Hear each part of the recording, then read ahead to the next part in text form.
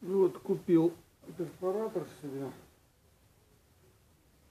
аккумуляторный, и у него при переключении режимов, вот с этого режима, после удара на сверление, вот такой стук.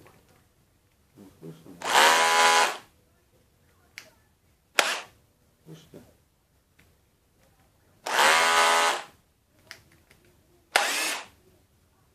Что за фигня?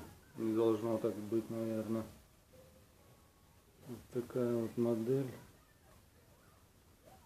Отпишитесь, если у кого так же.